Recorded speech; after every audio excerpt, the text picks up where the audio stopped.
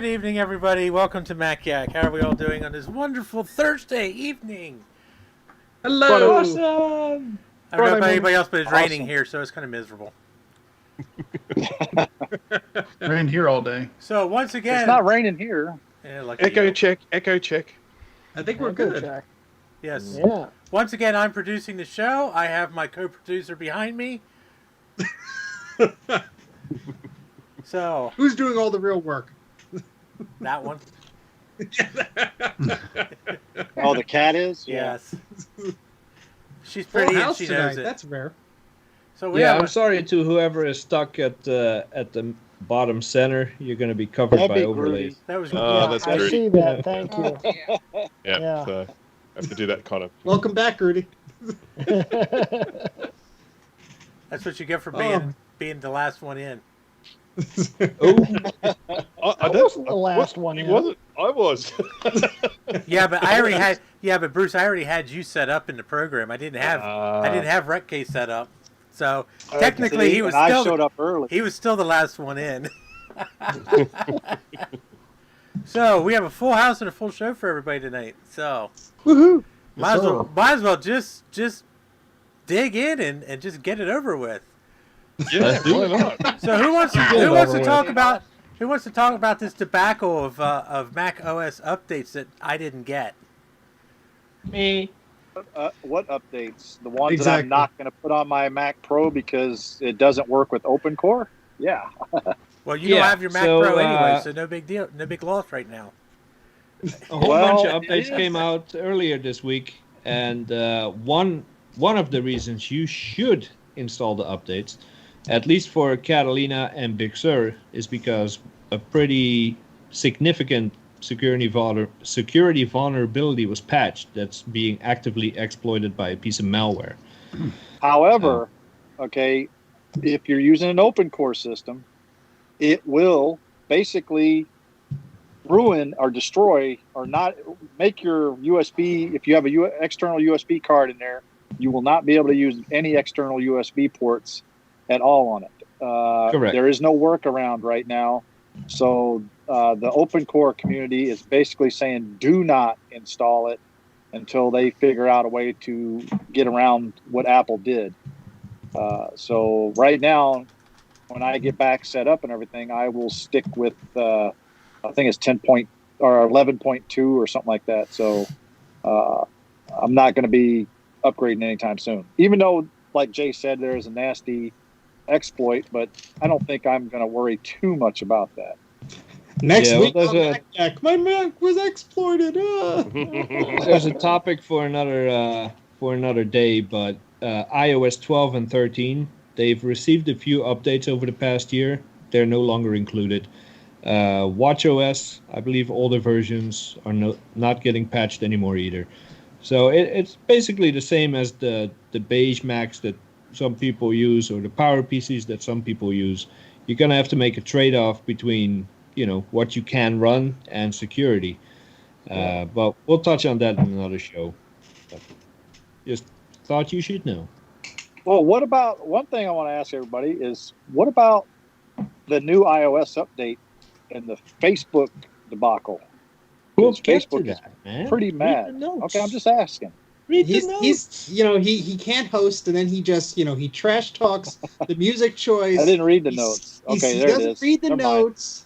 So we Well, should we were just boot talking this about it just Joker now, off and so I move figured- the other Greg up.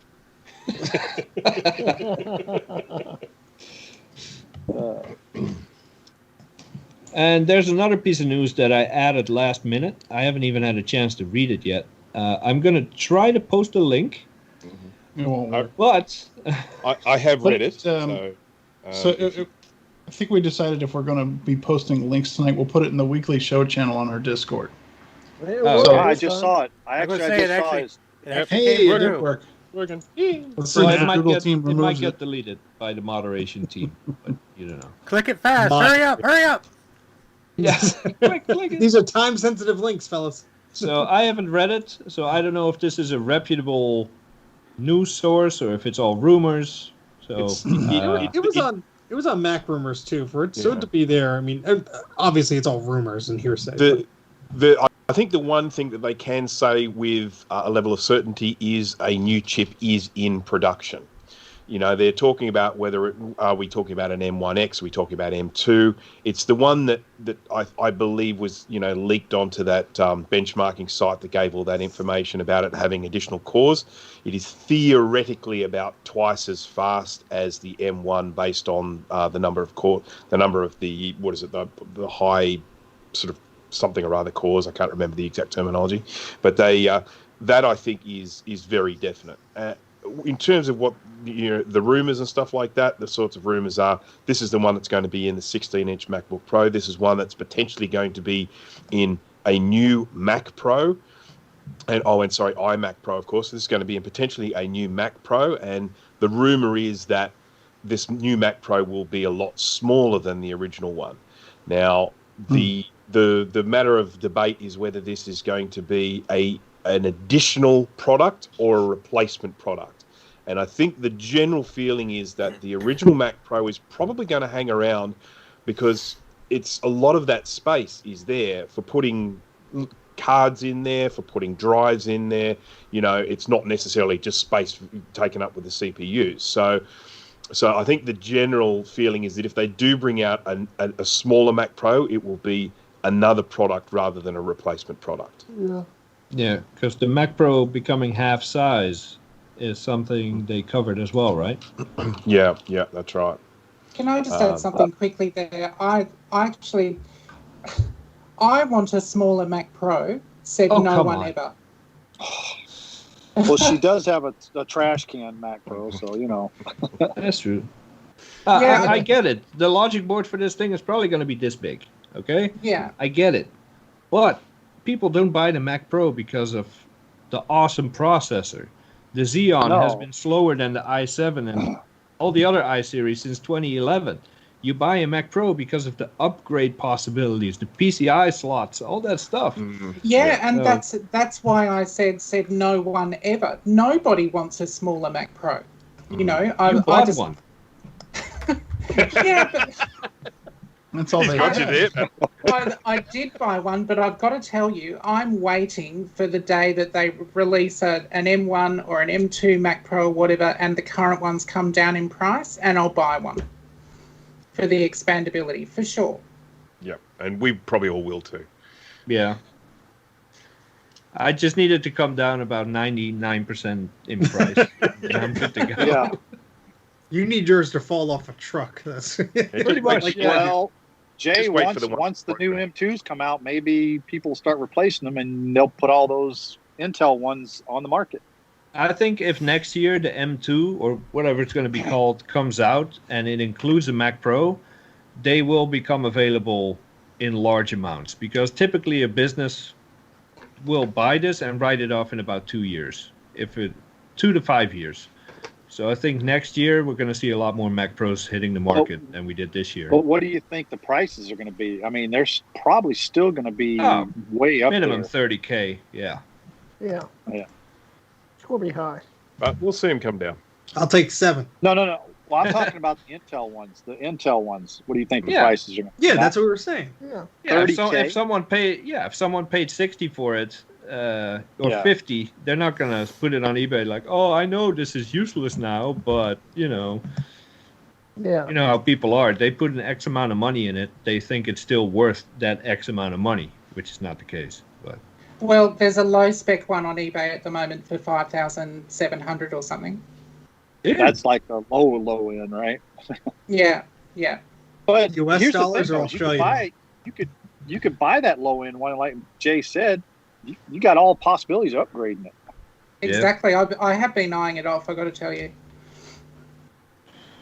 Do it. It just, Do it now. there, new machines came out and everything, but you always have to remember Apple, and they always publicly say this sometimes.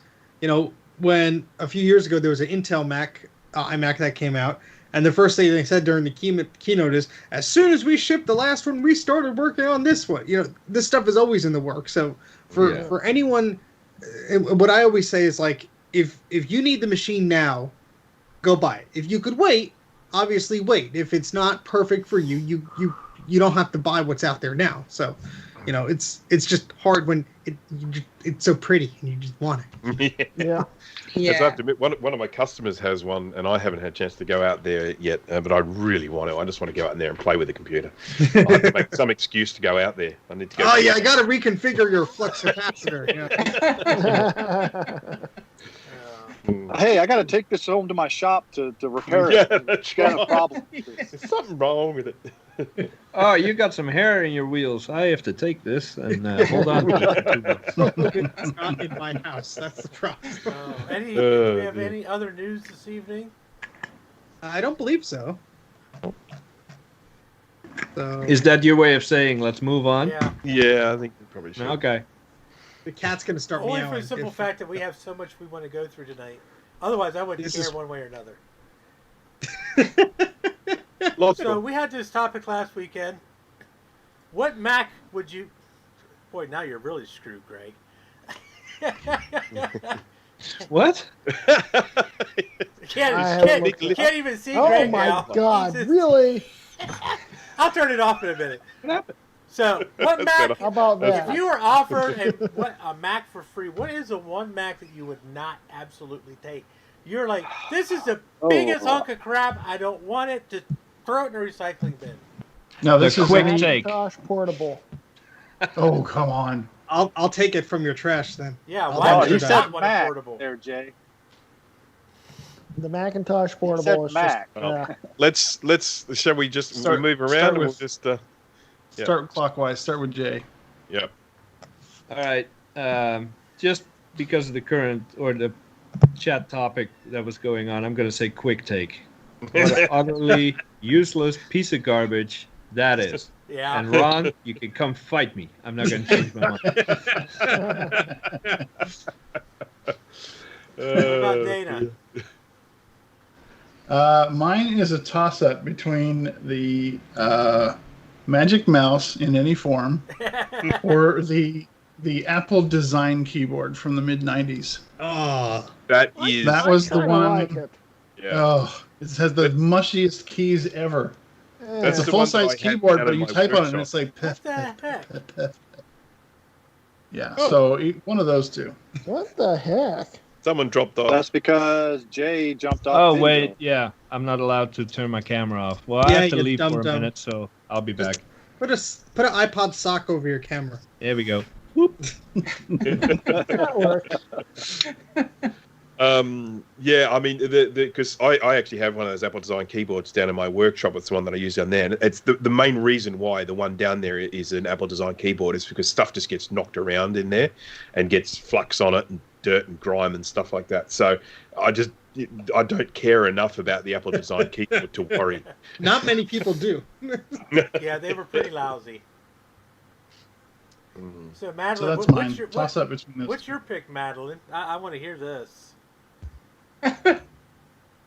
I'm finding this topic really difficult to name something, actually, but I've got to tell you, any of those kind of low-end performer range, machines like the 6400 CD or something. I have one of those where the case fell apart, and As they do. and They'll do that. I use it occasionally because it's got bits in it that work, but I just don't want any more of those things. Like, I didn't pay for the one I have, and it just takes up room, basically. And from So that's the other guy okay. down under, I know what he's probably going to say. I think I'm in kind of the same boat. I do struggle with the idea of, sort of knocking stuff like this back. I kind of proved it to myself recently when a guy offered some Macs up for free, and there was only one I wanted, and I ended up taking all of them. And I really didn't want G5 iMacs. I didn't want G3 iMacs.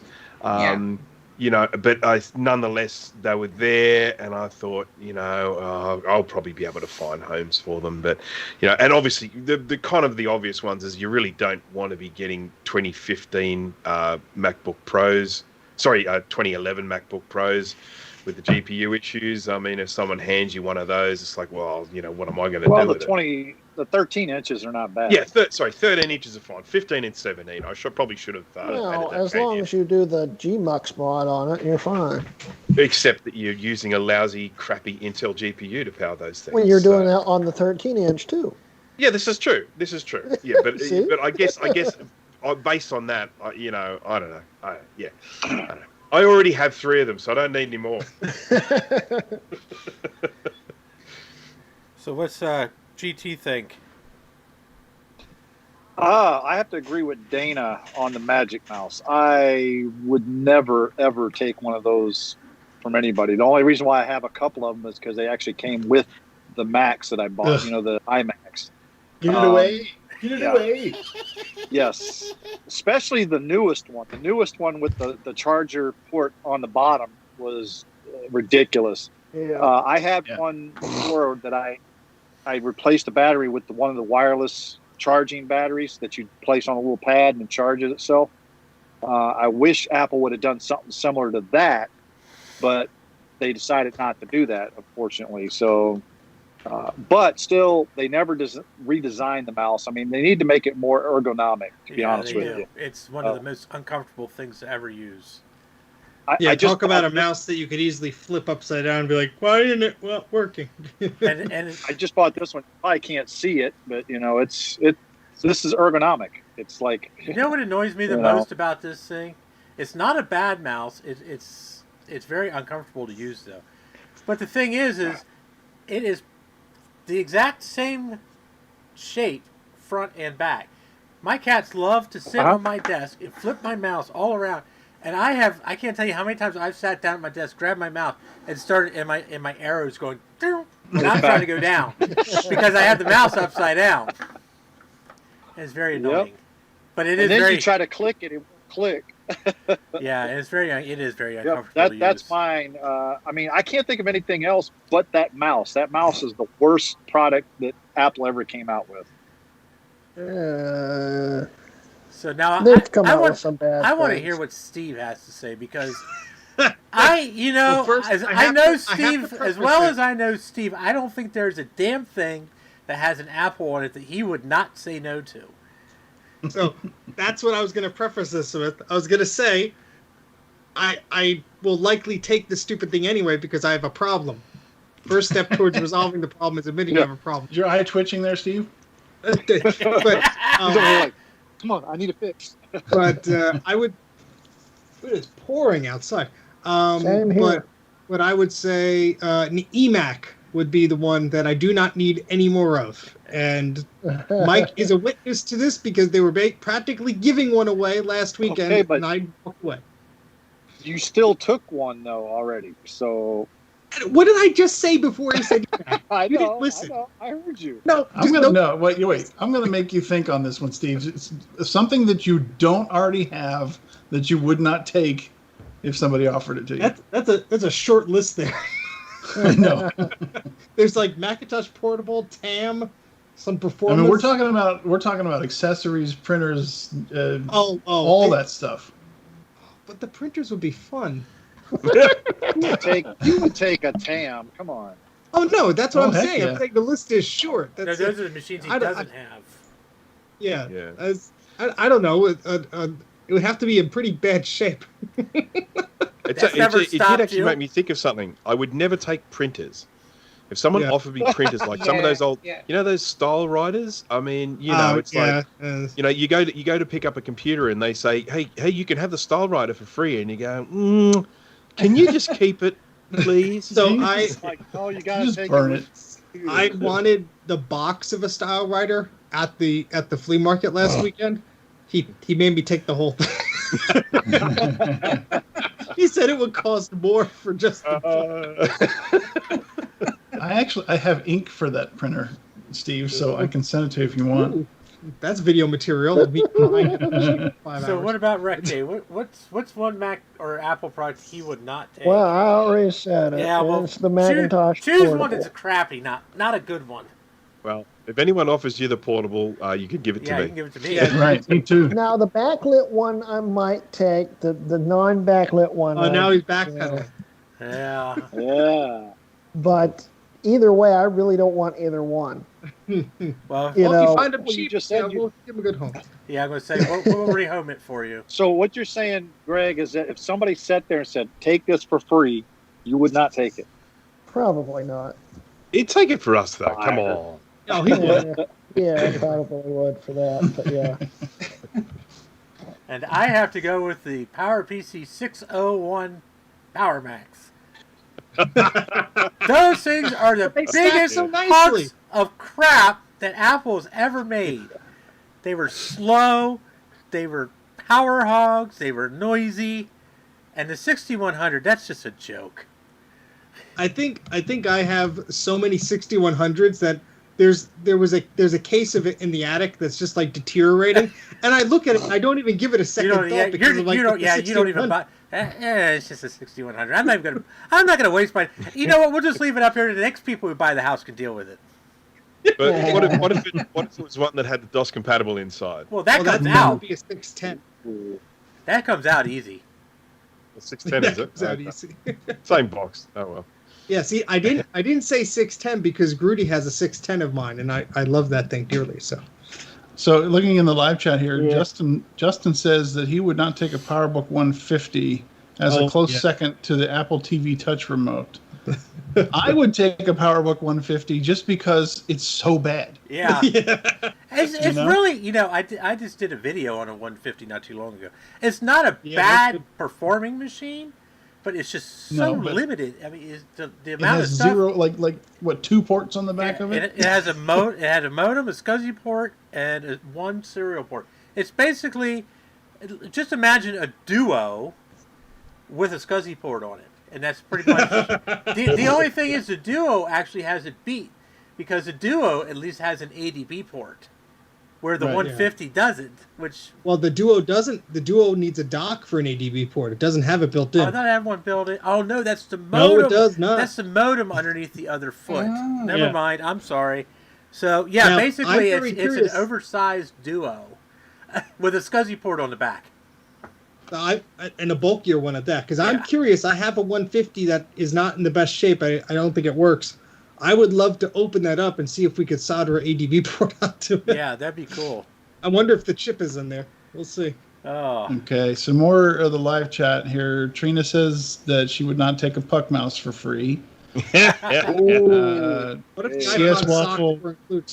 CS Waffy? Waffle? It says the Magic Mouse. And then Nick says a power CD without a base. It is kind of useless. Yeah, it would be. It's not impossible I'll to find take any of your power CDs that don't have bases. Another one I won't take anymore is a MacBook Air. Just send them to me. The older ones. The is Intel fine. one. One man's trash is another man's treasure. I don't mind them. They're all right. I would. I had one, and they are just slow as crap. I mean, Sean's comment: 12-inch MacBook. There you go. Yeah, I think we can all agree on that. A nice ice scraper for your car. Yeah. Oh my lord! Although they're really thin, I think it would probably just bend. Yes. Jake says he would not take a 2011 15 or 17-inch MacBook Pro. Oh. That's pretty much it. Yep. I quite like the 2011 17s, I got to tell you. Oh yeah, I love one working. I did too. Yeah, if the original GPU still worked, it'd be awesome. I'm gonna say, it's a wonderful machine as long as it's actually functional. Yeah. Once that GPU goes, you might as well hang it up. Yeah. All right. So now we know which machines or items that we don't like. So Steve went to a swap meet over the weekend, and he bought every flippin' thing there. I have never seen a Chrysler minivan squat like this under so much freaking weight. Hey, those CRTs are heavy. He bought every CRT he could find. He bought every image writer 2 he could find. No, I left two there. He sniped me on a motherboard for a PC of all things. Ooh. I bought it so we could fix it. Don't tell it like that. But I tell you, I haven't been to a swap meet like this since I was probably in high school. So you're talking over 20 years, and I truthfully, going into it, I had a very limited budget because I'm poor, poor white trash. You can't really afford much. That's why I drive a Saturn and Steve drives a Chrysler. But you know, so I had very low expectations of actually like being able to pick anything up, because you know, collectors' items on your online marketplaces now are just ridiculously high, and I was amazed at the stuff that was available, and this was everything in general. It wasn't just Mac stuff. It was everything. I was amazed at what people were selling it for. Everybody just wanted to talk your ear off and just like BS about vintage this, vintage that. It was very refreshing. Oh yeah, I could have stood there for hours just chatting with people, but like you had this electricity because it was like I can't stay and talk to you because there's something beige over there and I want to see what it is before somebody else gets it. I see a colored Apple logo. Oh my god!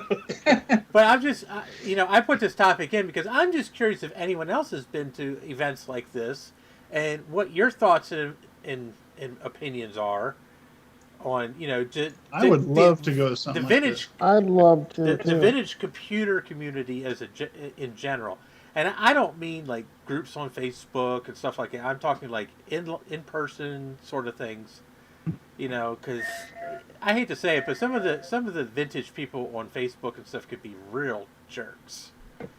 Yeah, I mean, there's a clear divide of people who are in it for the money and people who are in it to have fun with this stuff and share the passion of it. And so this was it. I kept calling it VCF East, but it was just a swap meet that they had. VCF East is in October, so just clear it up. But it's fine. I mean, it's the same location, so it doesn't. But so VCF had this swap meet on Saturday, this previous Saturday, which was the 24th. And I have to say, I've been going to huge festivals like flea markets and stuff for computers since I was in high school. And this was the first one that has reminded me of those events so many years ago, because the ones that I've gone to maybe in the past 2 or 3 years, they were confined to a small room. There was mostly like resellers. There was maybe like every other table had something good. You know, it was like everybody cleared out their closet.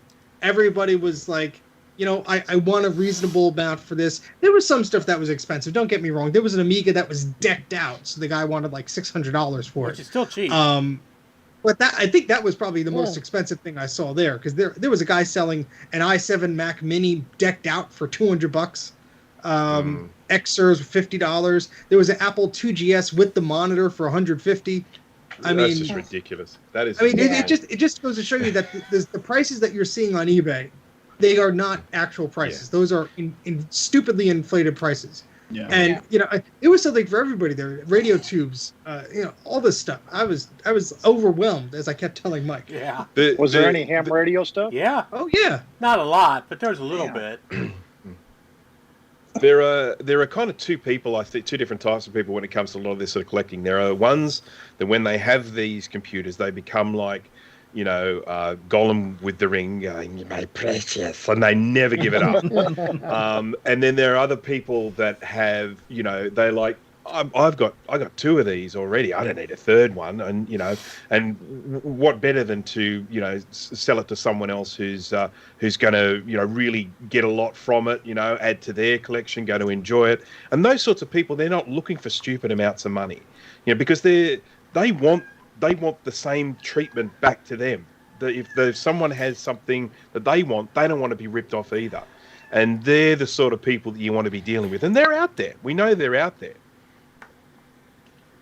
You know, we don't get these sorts of events in Australia, and because Australia has a very kind of limited audience for vintage gear.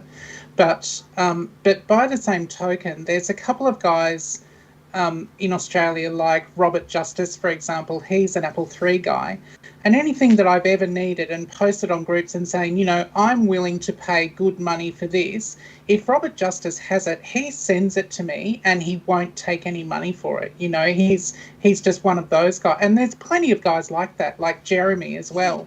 Yeah, Jeremy Barr Hyde, so many people may know through the groups. I mean, I asked him if he had a spare Mac 2 power supply, and he sent me a Mac 2. Yeah.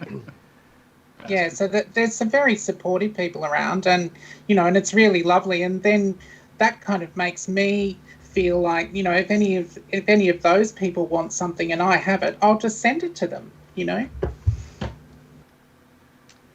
So Good.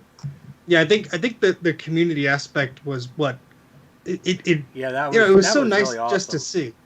And I mean, Mike and I were there. We were meeting people. Mike was at a table. I came up just to say hi. There was a bunch of stuff on the table, and the guy goes, "Do you have any G4s?" And Mike's like, "Yeah, Steve has a G4." He's like, "Do you need a processor card?" And I'm like, "Well, I don't really need one." He's like, "Well, you could take it if you want it." Okay, twist my arm. It was just like a 400 or 450 megahertz card, but he had no use for it. He just won. It was towards the end of the day, and that was the thing. It was a one-day event. It wasn't like these people were coming back tomorrow. So at the end of the event, I mean, I was dragging Mike and Sean to stay to the end there because that's when you get the best stuff. But yeah, I mean, I got there were these two ADC monitors that were there, the 17-inch CRT ones. I have one. It's really scuffed up. And these are the types of ones, they're all clear, so they look beautiful if they're in good shape. And whenever I see one in good shape, it's like in Boston or it's, like in South Carolina or something. I'm not driving to pick up a monitor like that. And the guy had them there all day. They weren't moving.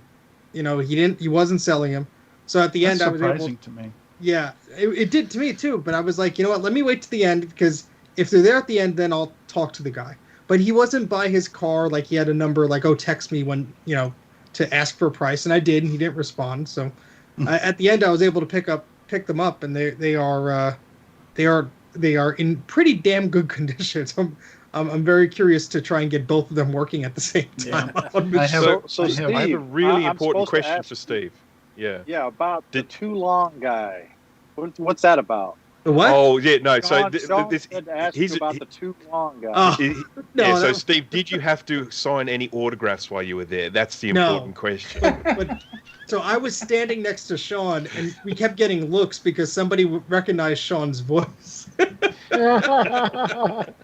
not his hands. No, not his. He has his hands behind his back, and I told him if he brings his hands out, he'll attract too much attention. But no, we were talking to a guy. He's a nice guy, but he was like, Sean introduced me, and the first thing out of his mouth is like, "Your videos are really long." They're live streams. What are you expecting? Oh gosh. I had a lot of fun. I put a video up on YouTube of the stuff I found. I know Sean said he's working on a video. I think it might be up this weekend, maybe. Correct me in the comments, Sean. And then I'm going to put part 2 of my video up probably Friday or Saturday. So a lot of excitement. But of course, if you are a Patreon, you can already see now. Yeah, that's right. Yeah, get the early look. So I might have to go look at that after this because I am a Patreon. So there you go. So there's a lot of goodies in there. So just remember, it's like anybody who's is a collector, look for these kind of things. Look for Hamfest. Look for vintage computer fairs. I know they're far and few between anymore. I mean, 20 years ago, I used to be able to find 10 of them a year at least within driving distance of where I'm at. Now there's none. The one that I went to with Steve is 3.5 hours away, and that was close. So, was it worth it? It was definitely worth. Yeah, it was. Yeah. So if you have the opportunity to do something like this, I definitely recommend it. Not just because you can get good deals and stuff like that, because you never know what you're going. You might walk away empty-handed, but just talking to the people and mingling with these people is worth every minute. Oh so. Yeah, I mean Mike was talking with me. There was a guy who used to work at Cisco, and he had a bunch of old software and stuff, and he was just going to toss it, and he was just happy to have it go to a good home. And so, VCF East, the actual event will be in October, and I think they're having a vendor fair. I don't think it's going to be anything as big as a swap meet, but they're going to have some type of a vendor fair. And so look out for those types of events if they say there's a vendor fair or a flea market, even Hamfest, because look, if you're into ham stuff, you're likely into computer stuff, or vice versa. So I'm into both. So hey. So hopefully we're all using iPhones and iOS devices, unlike Sean from Action Retro.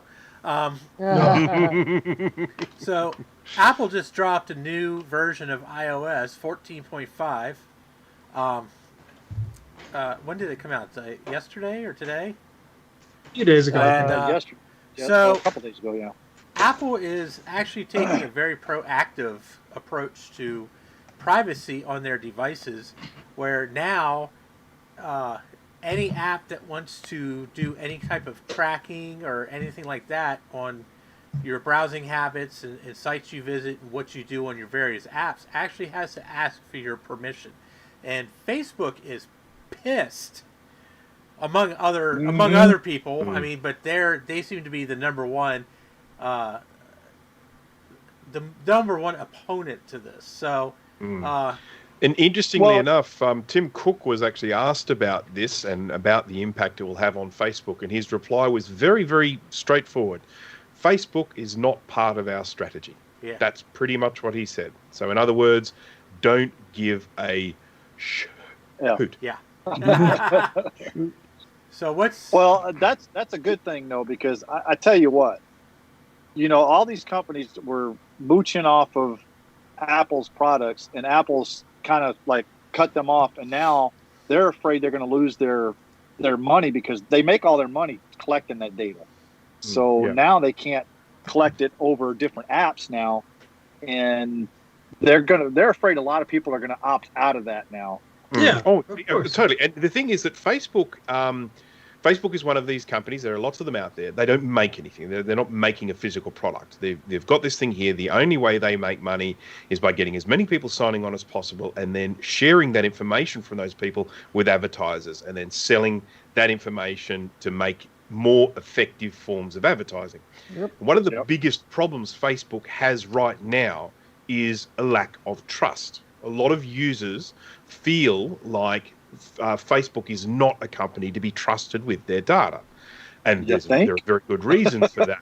And this is why I get kind of frustrated when someone like Facebook turns around and says, we're angry about this. This is a provocative move. Why is Apple doing this to us? And you sort of feel like this is kind of the bed you made for yourself. If I am setting up Facebook on my phone and it asks me, do I want to share this information or not? If my instinct is to say no, then that's Facebook's problem, not Apple's problem. You know what I mean? That's them. They are the ones that have to now convince me that there's nothing wrong with pressing yes. Yeah. I totally agree with you, Bruce. I mean, Facebook, by arguing this point, Facebook are basically saying, we want to continue harvesting your data in secret. Yes. Whether we want to continue hiding this from you, and I just don't think that's appropriate at all. And there are some people that, they might not have a lot of data on their mobile devices or whatever, and, I just think what Apple's doing is a great thing. It's an awesome thing. Yeah, it's something that needs to be more widely implemented at this point. There's all kinds of extensions you can get for your browsers. Of course, there's different browsers you can use. I don't really have a lot of experience with that. I'm kind of dead set in my ways, but the whole Facebook experience is nothing but a humongous ad plastered in your face.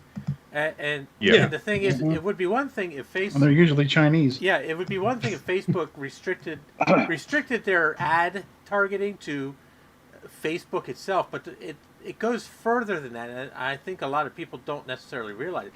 Facebook tracks everything from app to app on your phone, your iPad, your laptop, your desktop, whatever. And I mean, I could be searching for tuna one day, and then all of a sudden I get ads on Facebook for, buy 3 get 1 free StarKist tuna at some market that's 450 miles away because Yeah, because they'll track your data and then they'll partner with other people who are doing these advertisements, and they say, well, here's what we got. What did you get? And then they'll put that all together, and that's how they'll build this profile. And that's so valuable. They sell. Well, have you ever wondered why all of a sudden Facebook shows you advertise? You may be talking about something or on another app, searching for something, and all of a sudden you get an ad for it on Facebook. Yep. That's the reason why is because they're getting that data, from other apps. Well, I think that you're going to see other people like Google, or is Google the only other OS now on the phones?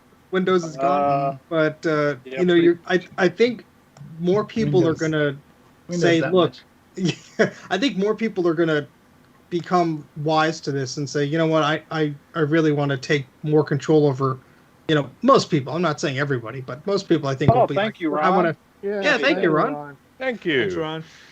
I'm not changing my mind about the quick take, though. Trevor. I think a lot of people are going to try and turn a lot of these things off, and we'll see how desperate Facebook gets if they're, actually going to share. My goodness, what a horrible thing it would be if they actually shared some of their profits with the people that they were stealing their data from. Yeah. Well, here's the thing, Steve, and Ron just said it in a super chat here. If you're not paying, you're the product. Yeah, You know, a lot of people could say Yeah. that. Yeah. that is the truth. There's ways to deal with that. I don't put anything personal on my Facebook that you can't already find out through a Google search or something. All my images are stripped of the geolocation and exit data. Facebook doesn't know anything about me that I don't want them to know to a point, and that's why their ads and their recommendations are always way off target. That's how I know I'm still doing a good job. But it's still my choice to use their service. I know what they're about, so I can't use their service and then complain about their business practices. Then I should just leave. But what I'm worried about is there's apps out there that you install them, they will prompt you like, hey, this app would like to access your photos. And you say, no, it's a podcast app. Why does it need to access my photos? Then you say no, and the app just refuses to work. They kind of blackmail you into you either say yes or you don't have an app that works. And I fully expect Facebook to do similar stuff. Well, I think that with the Purposely granular break the app if you say no. Well, with the granular controls now in iOS, like you could say, oh, I only want, this photo album or my last 10 photos to be available for this app, and you could restrict that to a degree. So I think as this moves forward, Apple is taking the stance of user privacy more seriously, which they should be. And so I don't know what Facebook is going to do, and I could care less what they're going to do because, boo-hoo. Yeah, I know. I mean, I do, just sort of be playing devil's advocate here. I do understand the benefit of, sort of focused advertising. When if we're, I've got cats. If I get ads for dog food, it's just a waste of space on the screen. You know what I mean? It's sort of to get, I think, sort of properly targeted advertising is, if I'm going to be getting ads on the page anyway, they may as well be ones. And so for me, I mean, anytime someone puts anything electronic or computer components or something up on the screen, I click it. And so that is a way of, that is an effective form of advertising for me. But of course, where it starts to become a problem is when it feeds on people's vulnerabilities.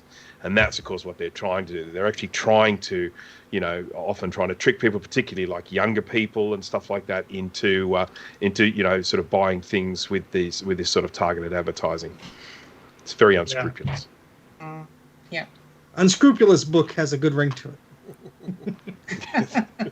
Thank you, Justin. Thank you. Yeah, Thank you, Justin. Mike, before we move on to the next topic, yes. I was unaware my microphone was working, but I just wanted to put you on the spot for a second and prove a point that I've been making for a few years now. You bought something at that swap meet as well. Something of a certain brand that failed 24 hours after you set it up. It wasn't the RAID. It was failed. It was what was inside of it. Which it's the controllers. It's the controllers in those OWC RAID boxes that cause the drives to fail. So I just want to drive my point home. Are you sure? Are you sure it's not the date of January 19th, 2014 on the drive, where these drives have about 80,000 hours on them, if not more? Nope. You'll find out when you put new drives in. Just and the guy told him those drives were on their last. I didn't buy the drives. The drives were free. So it translates to you'll find out when those drives die. But the whole thing about that is I was stupid enough to copy my crap onto there off of my hard drive and not have it backed up. that is the driving home point. I pulled a Steve. Mike, and do you need me to bring over the iHammer Pro? I have the iHammer Mini here. I'm still developing the iHammer Pro, but yeah, luckily, I mean, not luckily, it was nothing that's irreplaceable. So I mean, I have I just realized I actually did have backups of the most important. I have a couple of documents that I must have, like my will, and luckily those were backed up on iCloud. So I didn't lose anything that I can't recover. And I've already started downloading terabytes of data from Jay already to recover that because that's where about 80% of it came from anyway. So. Jay's our backup. I lost a little bit of I lost a little bit of porn here, and I lost a bunch of service. I had service manuals for like Spark stations, quick take images, and then all my quick take pictures from 25 years ago. No, it was mostly, truthfully, the stuff I had on there was mostly stuff I downloaded from Jay. It was all of my copies of Mac OS. It was all of my service manuals, all of my patchers for the various computers. It's stuff that is easily recovered. So I mean.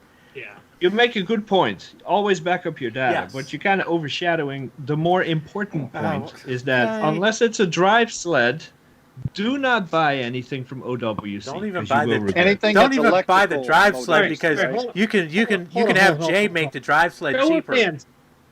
Show of hands. Who's actually had a problem with any OWC product? Yeah, I have to.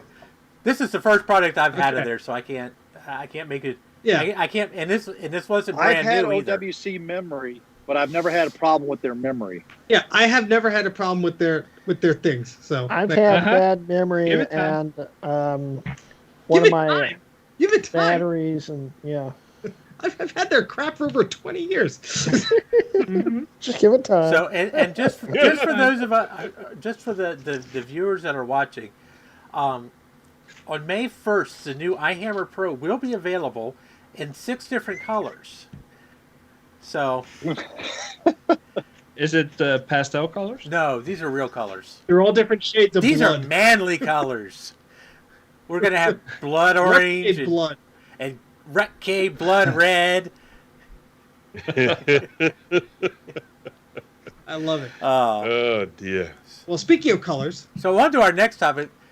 So, BlueSCSI, I know absolutely nothing about this except for that it exists. So, somebody's going to have to speak here. So, apparently there is something called BlueSCSI that isn't even blue, but they call it BlueSCSI. Well, it is blue. It is blue. So, I'm going to let Bruce talk about it, because I think, Bruce, didn't you assemble one of these the other night? I haven't actually yet, okay. but I will be. I want to talk about it mainly because it is a topical thing, and it's something that is it's causing quite a stir in the vintage Mac community. So obviously this is something that is relevant specifically for people who are using older computers that have SCSI, and as people may or may not be aware, a lot of those old SCSI hard drives are failing. I've got a nice failed one here. That's what a failed SCSI hard drive looks like. And looks just like a working one. And yes, it does, doesn't it? And then it looks like a working one. The big problem is that they're not making these anymore. There are no new ones coming out. So your best bet is your only other option is to either look at a new old stock one or try and buy another one, but it's probably going to fail in time anyway. I mean, even if you were to get one of these that had never been used, they have rubber inside them that deteriorates and stops the head from moving backwards and forwards. So, there are problems like that. So along comes SCSI sort of emulators, SCSI hard drive emulators. That's essentially what they are. You're taking a modern piece of sort of circuitry and you are emulating a SCSI hard drive. One of the biggest players in that, of course, is the SCSI 2SD, which I've talked about before on the show, and allows you to use SD cards to replace a hard, sort of a hard drive, a SCSI hard drive in your computer. One of the complaints about SCSI 2SD has been that they are expensive. Now, I sort of speak to the people who make them, and I do know that there are significant costs in making these and in making them in quantity as well. And then obviously you also have to, you want these people to be able to make some money from it. So, I don't think they are outrageously priced or anything like that, but I totally accept that if you're someone with, rooms full of computers that desperately need hard drives, buying lots and lots of SCSI 2SDs can work out to be a very expensive exercise. In sort of more recent years, there have been a few new players. There's the, Mac SCSI, I think. There's the RISC, and then there's the BlueSCSI. The BlueSCSI, which of course we're talking about at the moment, is based on one of these little Arduino Blue Pill development boards. That's where the blue comes from, because this is nicknamed a Blue Pill. It's teal to me. Yeah, it is. Yeah, I mean, it is that UV mask blue type, a little bit tealish. So, but that's okay. Teal's a type of blue, isn't it? And they are basically running a teeny weeny little ARM chip right here. Now, basically what has happened, and this is apparently extending on something that someone else had already started, and Eric, who is in the chat here, he has basically expanded on that initial work, and he, being a real clever clogs, he's gone in and made one of these essentially be the SCSI hard drive emulator. And then this gets plonked onto another board, and that other board has an SD card slot on it, and the big 50-pin connector, and to be honest, a few bus resistors and a couple of diodes, but ultimately virtually everything is in this. And the fantastic thing about these is they're very, very inexpensive. So you basically have this, you have the board, you do a little bit of soldering to put them together. They're available in kit form or pre-assembled, and then that's your SCSI hard drive. They're a far simpler production than like a SCSI 2SD. What's the pricing on those?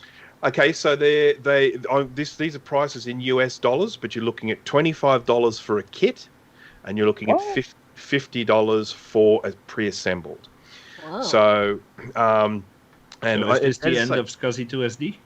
So, So there, here are a couple of things, and obviously people can refer any questions that they might have to Eric, who's in the chat. He can answer any complex technical questions that I cannot provide the answer for. But what we have to remember about this is it is a product in its infancy. And what I mean by that is we are literally only a couple of revisions into this thing. And it has some limitations. Some of those limitations are the fact that it doesn't do SCSI 2. So if you're looking at using it with some of your newer, some of the newer, more powerful, maybe even like Mike's favorite machine, like a 6100 or something like that. I'm not sure if it's a matter of that it won't work with it, or whether it just won't work at the faster speed of SCSI 2. But that's one thing. But what we have to remember is that based on everything that I've heard, this is something that is being continually developed, and I think we are going to see any of these things that we're talking about at the moment that are limitations, we're going to see them resolved in time. But one of the things that I really do like about the way it works is that if you're dealing with a SCSI 2SD, essentially the SCSI 2SD is kind of so dumb, which this is a good thing, but is essentially so dumb, it just turns the SD card into a hard drive. That's all it does. So when you put an SD card in a SCSI 2SD, what you have there now is essentially just this, a blank hard drive. You plug it in, you need to format it on your Mac, you need to, install systems on it, that sort of thing. It is essentially just a hard drive. The difference with the BlueSCSI is that you can just get an SD card that's been formatted in, exFAT or something like that, and you can drop a disk image onto it, and it will boot from that disk image. Now, from the perspective of setting something like this up, what that means is you can get an SD card, you can jump onto a website of someone who might have set up a System 7.5 disk image. You can just grab that image and then plonk it on the SD card, and away you go. You're booting from that disk image. So from a setup perspective, in particular for people that don't have mountains of sort of Macs of different types. I mean, if I want to copy something onto an SD card that's formatted in HFS, I've got my G5 here running on 10.4. I can do it there. When you have these bridge Macs, it makes life a lot easier. But if you're talking about someone that has just gone out and got their first vintage Mac, like an old sort of an old LC LC 475 or something like that, you can get yourself up and running with these really, really quickly. So that's one of the things that I like about them. So as to what impact it will have on SCSI to SD, I think that essentially everyone who's going to be selling SCSI to SD, I suspect, is going to be getting in on the action. I could be wrong about that, but I suspect we're going to be in a situation where we're saying, here, you can go with this or you can go with this. And I think the SCSI to SD will still have some things over the BlueSCSI. So I think it will still have a certain market there. But I do see huge potential for the BlueSCSI moving forward. Yeah, I think. So I was going to invite Eric onto the call, but you obviously know more than the people who built it, so there's no need. Well, here's the question, Bruce: are you going to be selling both of them now? Yes, I am. Cool. Yeah. So a little chat in the chat from Eric. Getting better all the time. The community is stepping up with lots of fixes. So from what I saw, I have to scroll up. I think the design, the code, the hardware is all open. Does that mean open source? Yeah. Open to anyone? Yep. Mm-hmm. That's cool. Recently added a bit of support for the Power Mac. I wouldn't use it as a boot disk, but it works as a data drive. So it is, like you said, it's still a work in progress, but it sounds very promising. Well, right now, at this point in development, it sounds like it's it's perfect for 68K machines. Yeah. Which is, I'd say probably about 60% of the drives that are probably failing are in those machines at this time. Yeah. Whereas, well, this is that once they moved to PowerPC, within a relatively short span of time, they started making the boot drives IDE anyway. So I think it's mostly those old 68K machines that are in the dire need of having these sorts of SCSI replacements. Now we're going to we're going to soon need somebody to do IDE to SD. Oh, that's already out there. It's already out there. Yeah. I've got a couple of those Oh, already. I guess it is. Yeah. Oh, yeah. Yeah. I have one. But what am I thinking? So my look, iMac G4 has one.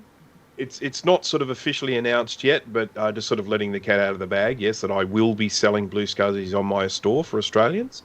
So that's coming, and I don't want to put a date on it yet, but it's not far away. And so of course, go ahead. Sorry, I've got a couple of questions for Bruce on the BlueSCSI. So you can put disk images on the SD card. Can you select a disk image that you can boot from? For that, I'm going to defer to Eric. I think it works on a naming convention. So I think the image needs to be named in a particular way for it to be recognised. So I think in theory you can have multiple ones there, and then based on the naming convention, it will pick them up. But as I say, I will refer that because, as I said, I have still not touched one, but that will change very soon. But yeah. Wait, you just had one in your hand, didn't you? I have got an unprogrammed blue pill. That's all I've got. I don't have the carrier board. It hasn't had the firmware flashed or anything like that. They're all on the way. All of these bits and pieces. This is what arrived first. Okay. And Eric confirmed it is the naming convention. You name it with the SCSI ID up to 7 at a time. Right. Wow. Okay. That's fantastic. And then I think I read in one of Eric's posts somewhere that that it can emulate CD-ROM drives as well, so you can put a CD-ROM image. Is that right? We wait patiently for an answer. Yeah, I would assume so, because if you could do a disk image, then you could do that. But okay, so Eric is saying you can't change the drives on the fly without putting it into a computer. Okay, fair enough. Not yet. Okay. So the question I have for you, Bruce, sorry. You recently did a video comparing all the SCSI to SDs. Yes. Will there be a video coming up where you redo some of those tests or add the BlueSCSI? I will be.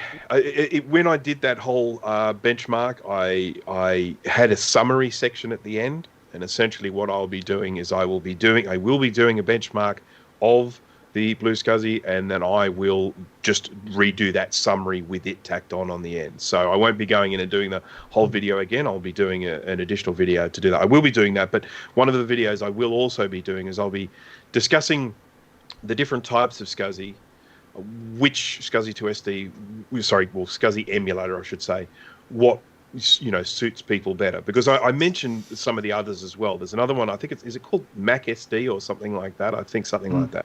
Yeah. Now, I have never used one. I think there are a couple of videos on there at the moment. There are a couple of things I don't like about it, which is just to do with the way the design of the thing. But yeah, I haven't actually used one of that. And then, of course, the RISC, which sort of it's essentially uses a Raspberry Pi to do that emulation task. And while you might look at that and think, my goodness, what a waste of a Raspberry Pi, this thing is a very, very capable little computer to be the only thing it's doing is just, transferring data from a SCSI cable onto an SD card. The potential that we see for something like the RISC is, with future development, potentially being able to make it so that you can access that computer via Wi-Fi or via Ethernet that actually has one of those RISC inside it. So then potentially, I'm at the stage I'm talking about things that don't actually exist, but the idea that you might be able to get your vintage computer and mount it on your network and copy files to it, mount it on your modern network and copy files to it, something along those lines. Now, again, I'm just talking trash at the moment, but it could be where, that could be where something like that goes. I've actually seen that demoed. So someone actually got the networking capability of that to work. So from System 7 booting to the RISC, off of it, and then using that as a network interface. They were getting online through that as well. So I think that is very exciting. Yeah. So I didn't assemble mine yet, but I want to play around with it. So if that is accurate, I'd love to tinker around with that. But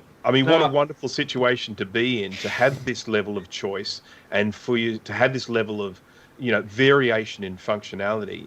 We could say, okay, well, if you're just coming in at the cheaper end, you go with this one. If you're wanting this capability, you go with this one. It's a great time, for us. I mean, we've been seeing we've been seeing these IDE to SD card things that have been available for like $15, and to have this situation where we've got all of these different choices now, I think is just fantastic for SCSI users. Now, I love beige Macs. I absolutely love them. I can't get enough of them. Unfortunately, I think Jay has a temperature. I don't own any, but if I want to get one tomorrow, if I want to buy one, and of course I need something to replace the SCSI hard drive, how do I know if I need a BlueSCSI, a pink SCSI, a red SCSI, a SCSI 2SD, a RAW SCSI, a SCSI Mac SD? Like, who is gonna have a video that properly compares all this stuff for someone like me? You are. I probably will. I will probably be doing that. During one of my live streams recently, I just had a big old chat about the SCSI to SD, just tried to talk about a few things because I get asked the same questions all the time, and it really makes it apparent that I need to do a video on it. So I just did that little live stream as a bit of a stopgap until I get that video out. But of course, most importantly, I really don't want to do that video until I've had a chance to properly research some of these alternatives. So that's coming. Gotcha. Chop chop. Cool. I want to buy my first beige Mac next. Yeah, I think the advantage of the BlueSCSI, as Bruce was elaborating on, is you don't need another Mac, or you don't need a boot disk, or you don't need a CD drive, or you don't need anything else. If you have you buy a brand new, new to you Mac Classic or something with a dead hard drive and no floppies or anything like that, you could essentially get the BlueSCSI, drop the image on there. You don't have to format it a special way or anything, and it'll get you going. I think that is fantastic because that just takes the learning curve of getting into these things, just plummets it right down to the bottom. Yeah, and I should just mention, Eric made a very good comment in the chat. If you're wondering which SCSI emulator to buy, just buy them all. Yeah. Starting with the BlueSCSI. Yeah, one of each. From Bruce. Yeah. Yes, that's right. Well, if you're in Australia, I don't buy from Bruce. And this is just another example of how the as long as community you comes pay for together. the shipping from Australia. I said, and this is just another example of how the community comes together to help keep these computers alive. So, you know, there's so many options. You know, 20 years ago, there were no options for this kind of stuff. Now, I mean, there's so many different choices. And more coming out every month. So, I think I might actually consider buying one since it's actually sort of in my price range.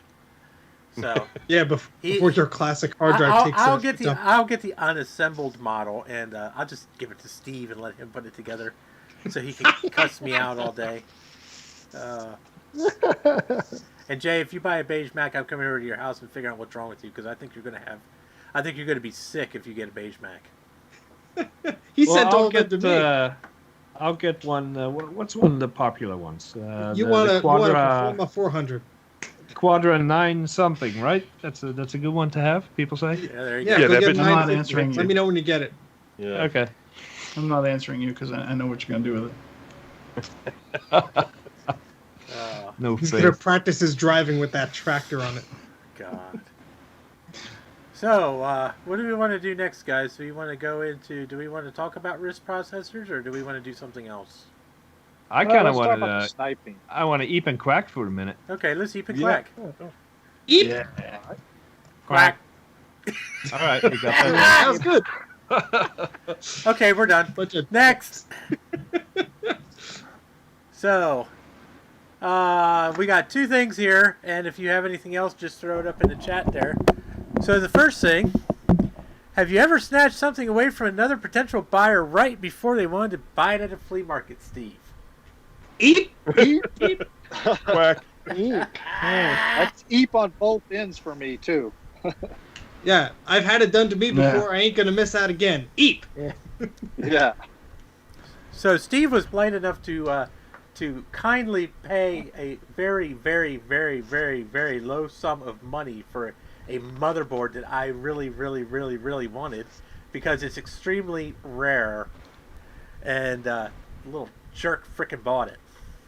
I bought Why it. didn't you outbid him? Because That would be just because stupid. here's the difference between me and Steve. You see, Steve lives in New Jersey. He makes 3 times more money than I do. I'm poor white trash from Pennsylvania. I was on a very, very, very, very strict budget, and I had to make sure I had enough money to get home, because now Pennsylvania raised the tolls just to enter the state again. So Mike bought me a very nice Ethernet card for the same exact price, so I was returning the favor. No, actually, I paid $5 for that. Oh, I thought you paid 10. No, I paid 10 for the Switch. I paid 5 for the Ethernet card. But okay, nice. it's not. I mean, I'm just joking. It's not. No, Like, I know. I am not in any way upset. I'm glad Steve got.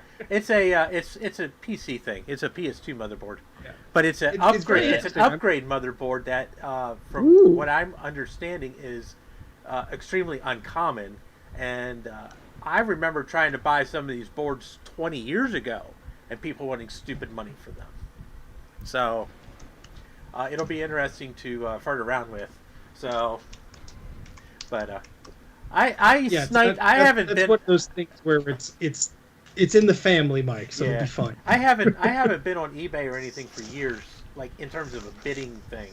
So, but I've been known to snipe a few people, but usually I'm the one getting sniped. I'm sorry. I just saw that name in chat. Baby Boomer Twerk Team. There's a mental image. That's random. That's random. I mean, the thing with eBay and sniping, it's like you have to do it if you're serious about winning an auction. There is no way around it, because 9 times out of 10, the person on the other end, unless it's a very low, popular, it's a very low interest item, no one's bidding on it or anything like that. It's gonna probably get away from you if you don't put in the effort to bid at the last second, or research how much these things have gone for. I mean, we've all been on the from other a end of it. quack to a topic. Yes, I'm we just did. saying. I'm just saying. I thought I got confused. That's the way we roll, Jay. Yeah, you were talking about me earlier. Yeah, this isn't a Greg Thompson production. Okay, we'll just do whatever we want. I'm the one in charge, and I'll say what happens. If he wants to go into a topic, he can have a topic. All right. So next one, and the only other one we have. Have you ever responded to a question on Facebook, then realized you're an idiot and misread the question, and therefore wrote a stupid answer and desperately tried to retract the answer before anybody reads it? Which was it? Oh my God! It's because we're all so helpful. I've done this so many times. It's not even funny. This is one of the reasons I sit there and you write out the comment, and then you go back and read the question like, oh wait. Oh, what the hell did I just write? At least you catch yourself. I'm sitting there like delete comment. And you see somebody commenting on your comment. You're like, no. This is why I don't bother answering questions. That sounds like a failing hard drive, and then you go back and read it, and the person says, "I've tried the hard drive in another computer, and it works fine." You go, "Oh crap."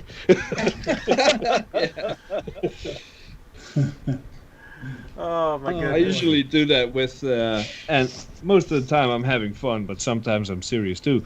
It's like, my Mac is not working. I changed the RAM.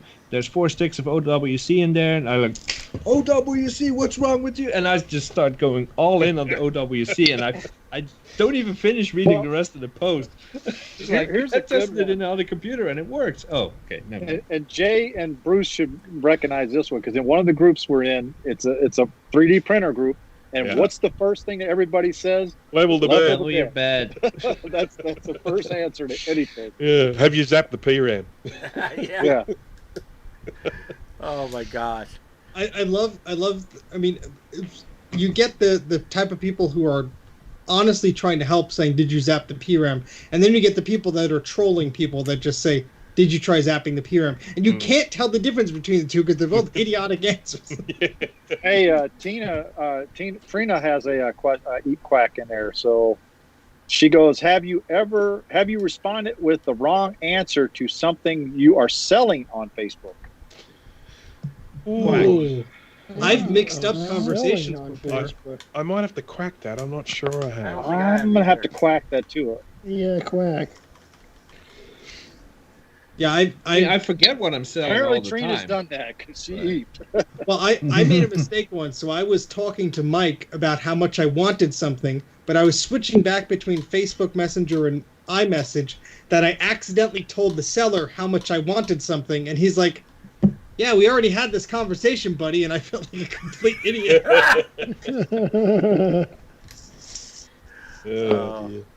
Half the time on the the Vintage Mac, or especially the Vintage Mac forums, somebody says, "My keyboard quit working. What should I do?" And I'm to the point where I just want to say, "Recap it."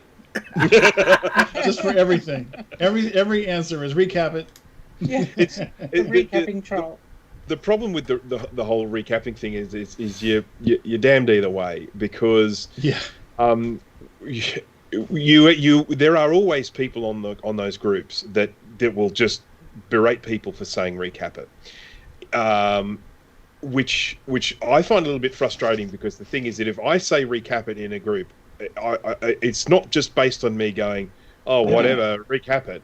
It's based on knowing that particular model. If someone comes on and says my Mac Plus won't start up, I don't say recap it, because chances are that's they generally don't need it, right? Yeah, that's right. So, or if someone says, my Mac SE is having problems, I generally don't say recap it. If someone comes on and says my Macintosh 2SI won't start, recap. Absolutely recap it. I do not even need to look at it. If it hasn't been recapped, recap it. I had a friend of mine reach out about his 2CI that he recently acquired, and we're going over troubleshooting. He's like, "I don't get sound, I don't get video, but this hard drive seems to be booting up." I said, "Listen, no matter what we try and do, at the end of the day, the capacitors are going to need to be replaced. So you might as well just stop all the horsing around and just replace them, and then troubleshoot the damn thing." Yeah, I saw this guy the other day arguing with Bruce in one of the forums.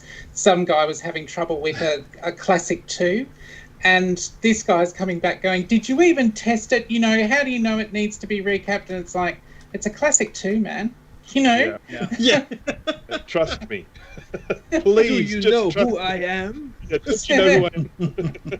This reminds me of the scene in the third Indiana Jones movie where Indy walks past like the Ark picture and is like, Yes. is that the Ark of the Covenant? I'm pretty sure. That's how Bruce is with the machine's leaking. I'm pretty sure it's a capacitor. Yeah, are you sure? Pretty sure. Oh, Oh, that's a great moment. but on the stupid Facebook question, it's like, so what do we do about people who give bad advice or who seem to blatantly tell somebody something just totally stupid? You really want to troll go there them. with 10 minutes to go? Come on. That's like a 1 hour rant waiting to happen. Yeah. We can go. Dave's not here yet. Yeah, that's right. With that. Or You have to go until Dave shows up. because you just want to see him say something stupid all the time, and they don't ban. They don't block you. Yeah, I mean, I tend not to reply if I see someone has clearly put in misinformation. I don't reply to it and say you're wrong. I just try and start a new comment, and then just try and fill it with as much actual correct information as possible, and then just hope that people come in and like it, so that they're letting the person who's reading it know this one's the right one, not that one. And exactly what Ron said. That's the type of comments that I always hate seeing. Golden Sacks. Honestly, a lot of people try and do that. They try. Someone posted in one of these groups, "Hey, I have this. What is it worth anything? I just want to go to a good home." And half the people are like, "Oh, don't sell it. It's priceless." The other half are like, "Ah, it's garbage. I'll take it off your hands." Well, what's funny is that. Go ahead. I was going to say, so what's everybody's favorite bad advice? We know what Bruce's is. Twist the cap. I'm going to throw it over off. to Madeline, because I think Madeline came up with this topic, so she must have a good one. I did come up with the topic, but there's so many. I mean, and what you were touching on before with the zap the PRAM, you've got somebody whose, machine is not even turning on and not doing anything at all, and they're saying zap the PRAM, and I'm just reading it going, how? Yeah. I love that one. Zap the PRAM of a dead computer. Yeah, how is that even possible? And then you get the other people who, say, start it up in safe mode, hold the shift key, and it's like, it's not even displaying anything on the screen, man. Like, how is that even going to work? There's just so many instances of it. They don't pay attention. It's one of those things where people don't read the whole comment. Yeah. They don't hit that more button, Yeah. Well, I get that in a few of my live streams where I'm testing a board and it's not coming on, and people will say reset the PRAM. I'm like, there's no battery in there. There's nothing to reset. Yeah. Actually, that's another really good piece of advice that comes on the vintage forums all the time when someone has problems starting up a computer and people say, "Have you got a good PRAM battery in it?" Now, as we know, some of the vintage Macs will not work or will not work properly without a PRAM battery on there. Yeah. But it's not all of them, and so for example, when someone says, "I can't get my SE to work," and people say, "Have you checked your PRAM battery?" and it's like, the SE will work without a PRAM battery. Right. Yeah. LC475, different story. 2X, 2FX, Mac 2. Is there sure, a list? gotta have batteries. I used to have one a while ago. Is there a reliable list that tells you which machines require and which don't? I think there's only like 8 if or there 10 isn't of them. dag nabbit, there should be.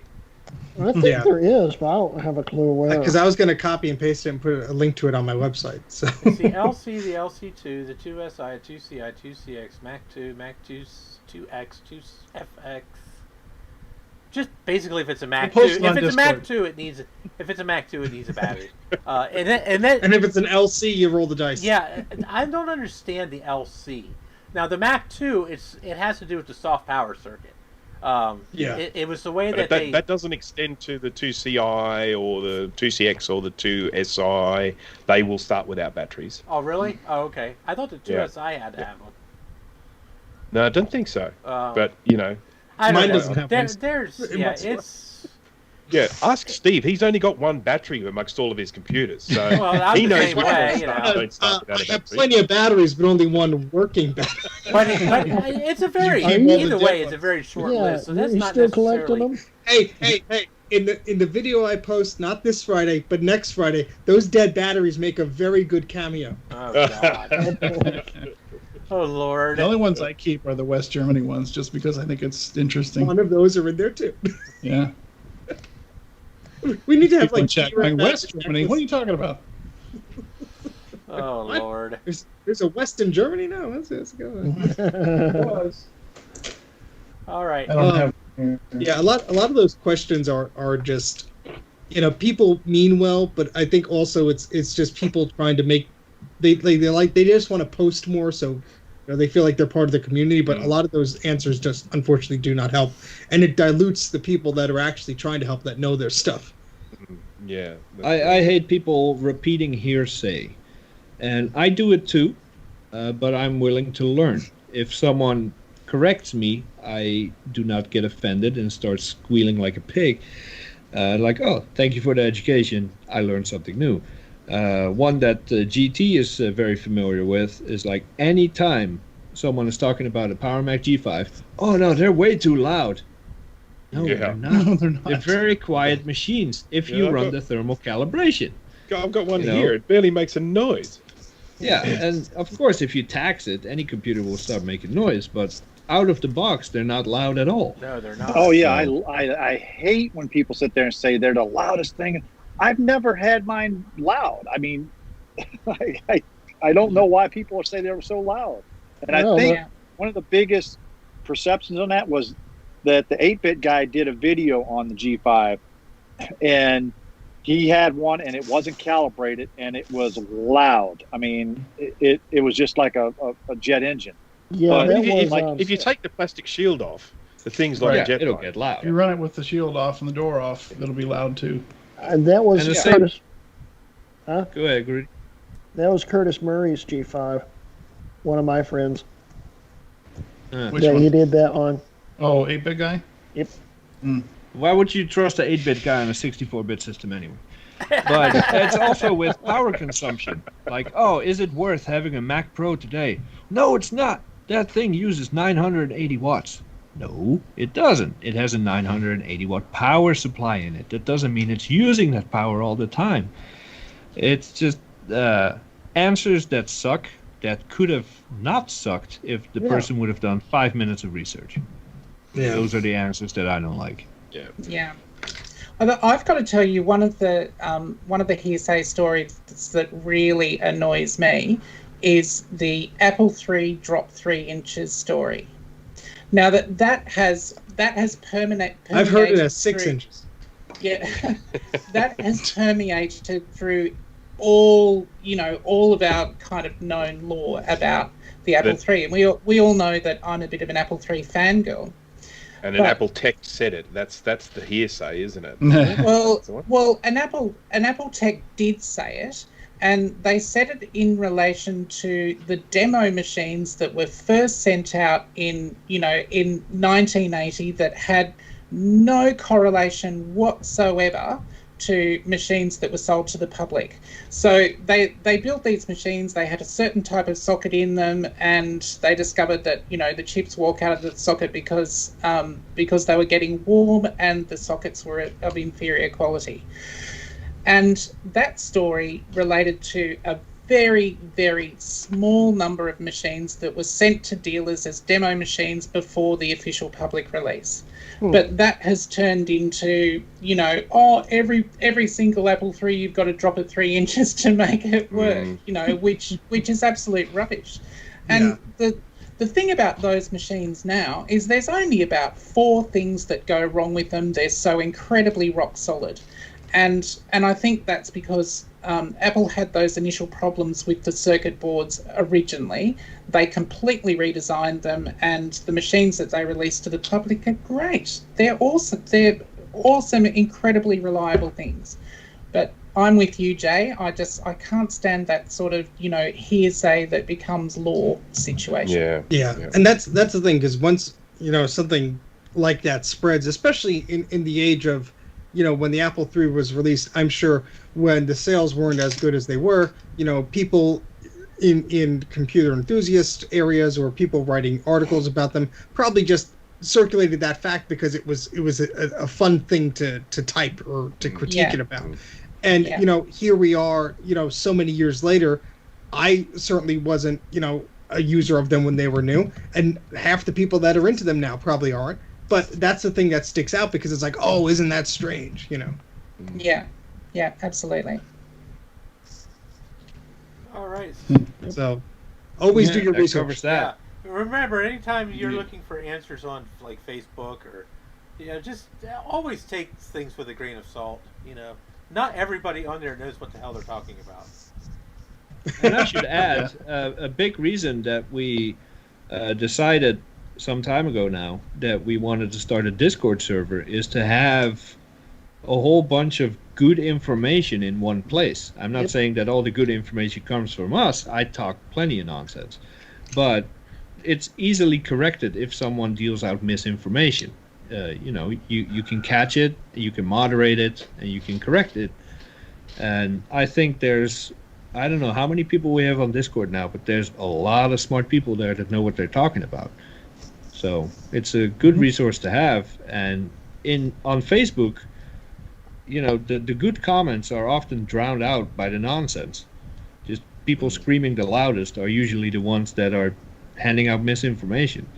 So yeah, we have over 300 individuals on our Discord right now, and it's one of those things where on Facebook I think it's more like, oh, I want to chime in, I want to comment, I want to be a part of this. Where on a thing like Discord, it's one you have different channels, but it's like one flowing conversation, and it's very easy to be like, wait a second, that's no, and correct it. Yeah. And there's no political correctness on Discord. If you mess up, Mike will be there to tell you messed up. With the on Facebook, he would get banned. On Discord, he can't. And I will bring the iHammer Pro. Prada will shove his butt in your face. Yeah, she's being annoying tonight. But he's so soft and fluffy. Mike's gonna fall asleep in the next 5 minutes before the show. You have to pet him. He's so soft. Oh man, fluffy. Dave is here. Okay, time to go. Okay. I've got a quick thing to add about the social media groups as well, which was another thing that was the bane of my existence. Is the people that get on and make a post about, they say, oh, my Mac won't start up. And they just give you like one tiny bit of information and not. They don't give you a model or what OS they're running. I saw one of those the other day. The guy was like, "Hey, my machine's still dead. What's wrong with it?" And everybody's like, first of all, you're an idiot. I had that in the Mac Pro group the other day. Someone wrote a whole story about how the hard drive died and this didn't work, that didn't work.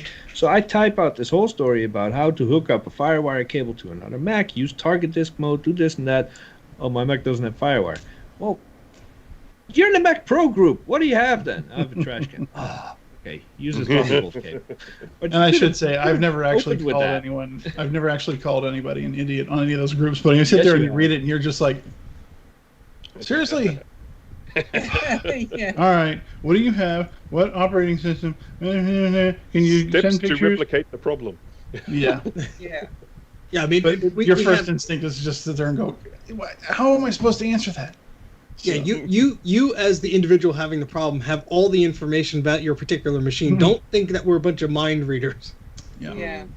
I had a dude the other day say that he had a Mac Pro M1, and and I said, I just made a simple comment like, "Sorry, mate, but what do you have? Because there's no such thing as a Mac Pro M1." And I had people coming back and defending this guy and saying that I was being rude. Oh, you are kind of rude. Oh yeah. She just doesn't put up with people's stupidity. She's not rude. She's direct. There you go. It's actually funny because I responded to someone's comment just recently, and I went back and read it afterwards, and I was like, oh damn, that was rude, and I went back and edited it, changed the wording and everything. It was like I answered it in a very kind of matter of fact sort of way, but when I reread it, it just came off as so rude. So yeah, anyhow, I apologized for it and went back and rewrote it. Well, I do think it's important that when you encounter bad advice or hand it out, because I mean, I sure do plenty of times, that you are not a jerk. Oh, yeah, jerk. That's the nice version. Yeah, that's that's not the first word that came to mind. I had to think about that. Yeah. There were like 20 words. Like no. Use that one.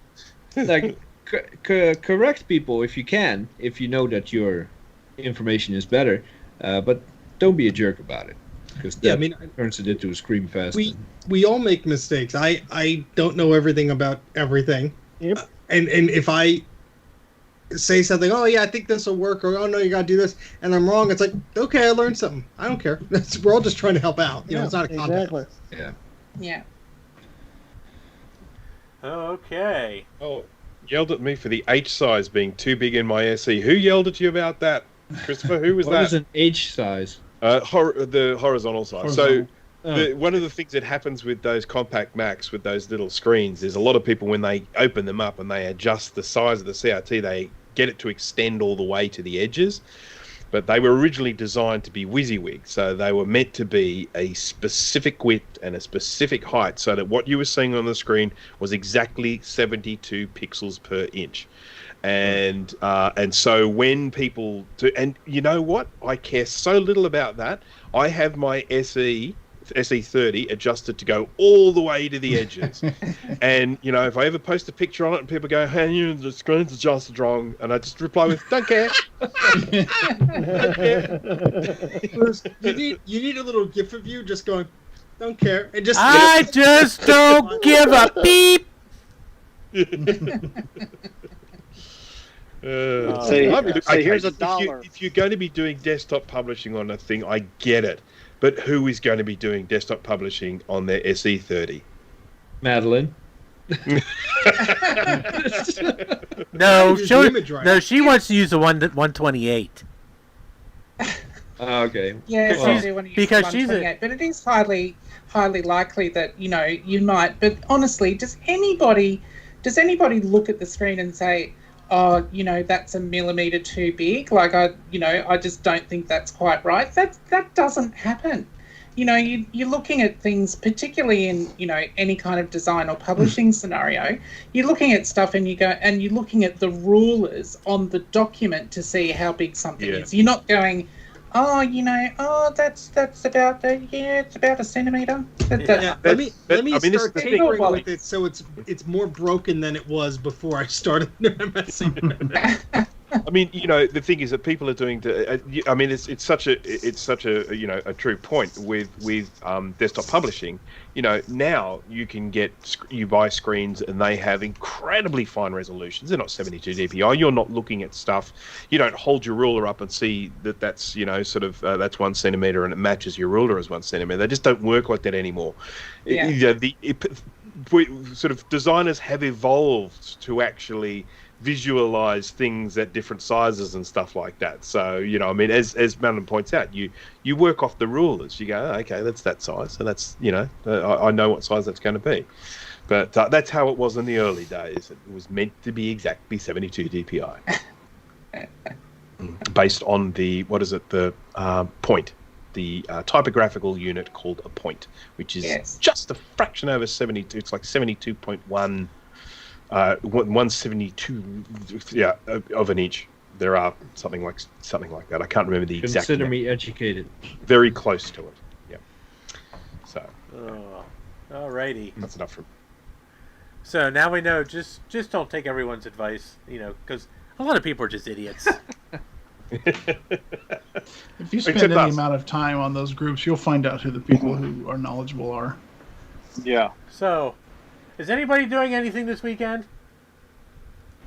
Well, you're live streaming, Steve is live streaming, Bruce is live streaming, Dana is not doing stuff, and I will just get everybody else to live stream. All right, good enough. And clean your And office. I'm out here in an RV Where park, am I? waiting to close on my house. So I don't know, Grudy. Where have you been for the last year? Yeah, it's true. It's true. buying motorcycles now. Yeah. So we have Discord. it's Join us on Discord. Yeah, we don't know what we're doing this weekend. Steve's releasing the video. I might live stream. That's all. I might live stream too. Yeah. I might not. We're all being lazy right now. We don't have any plans. Just keep your eyes and ears open. You know, something might pop up. You never know. I have about 20 SCSI hard drives to test, but that's not too exciting. We all live on the edge. That would be a great That's live a stream. great live stream. You know, whether That there's old sounds data like on there bloody for us to discover. freaking boring. Who I've seen you the with, hell wants to watch I've seen Steve you drive with out floppy, 20 Steve. freaking hard drives? I don't know I how he's wanna going to watch get that that. far, because I saw him after 5 floppies that wouldn't read, and stuff started flying. So it should be interesting. Show of hands in the chat. Who thinks testing hard drives would be exciting? I'm pretty sure they've all been wiped, so I don't think they're. I'll What's watch that it. again? I'll watch it. All right, we'll see. What was that again, Steve? We'll see. I said who It's- thinks testing a bunch of weird hard drives might be exciting? Hey, It's likely to be better than watching you try to test all those floppies that didn't work. so this is especially true. when Because you, A, especially because the when you- floppies don't work, or B, because your drives don't work. or they Especially work for when you about 3 That's a floppies and then they combination of stop. both. Yeah. Steve, people are watching you Especially clean when your it comes to that basement, 8-bit okay? work. They'll watch you do anything. That's true. That's true. I wish I could get people to watch me clean Anything my you house. say. So someone has just mentioned that we look a little bit like the Brady bunch in this here. So GT, Yep. you're Alice. Just letting you know. Okay. Um, No, I'm Ah, Darth. I'm the emperor right now, according to Dana, in Me issuing Jay's- order Jay's- 66. Jay's Marsha. No, yeah. Huh?